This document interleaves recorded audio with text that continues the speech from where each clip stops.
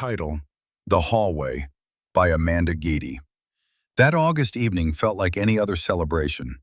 Loud, warm, crowded with laughter that didn't belong to me. We were at his mother's house, packed wall to wall with family, music thumping through a speaker that had seen too many parties and not enough respect. His sister was graduating, and everyone came dressed in pride and noise.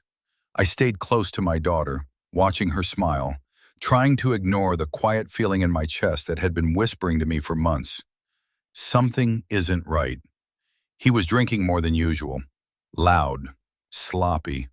The kind of loud that makes people laugh at first, until it doesn't. Then it happened. He stumbled, knocked right into his stepfather's speaker. It crashed to the floor, the music cutting off like someone had pulled the truth out of the room. His mother said something sharp to him, the kind only a mother can say, and just like that, his pride snapped. He walked out. No explanation, no direction, just gone. At first, nobody noticed. Then the questions started floating through the room like smoke. Where'd he go? You seen him? He good?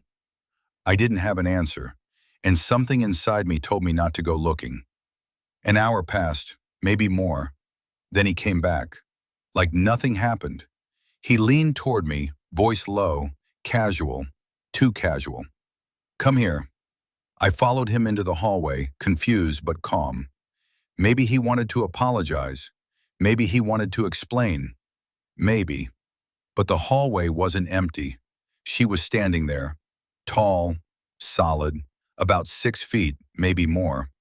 Her shirt looked worn, like it had stories I didn't care to hear. Her hair was unkempt, her presence heavy and unfamiliar, but not to him. He stood beside her like it made sense, like she made sense. I did what any woman would do when faced with something unexpected but not yet understood. I spoke. Hey, I thought she was someone's friend, someone's cousin, someone who belonged there. Then he opened his mouth. This my girl. The words didn't land right. They hovered in the air, twisted and unreal. I looked at her. Then I looked at him. Excuse me? This my girl, he repeated, and just like that, everything I had been feeling but couldn't prove stood right in front of me, breathing. I didn't scream. I didn't cry. I didn't ask another question. I turned around and walked back into that apartment like I had just been handed the truth I'd been waiting for. And I started packing my bag. Each movement was steady, controlled, like my body understood something my heart was still catching up to. I called his sister into the bathroom. What's wrong? She asked. I looked at her, my voice calm in a way that didn't match the moment. He just introduced me to another woman and said that's his girl. Her face changed instantly. Shock, anger, disbelief. Out in the living room, the energy had shifted. The music didn't matter anymore. The celebration was over, even if nobody said it out loud. Then she tried to come in. The woman. She stepped toward the apartment like she belonged there too, but his sister stopped her at the door. His wife and daughter are in here. That should have been enough, but it wasn't, because somewhere between his lies and her willingness to believe them, she kept talking. And somewhere between his ego and his disrespect, he walked out again. With her. Left me. Left his daughter. Like we were something he could come back to later. That's when it became clear. This wasn't just cheating.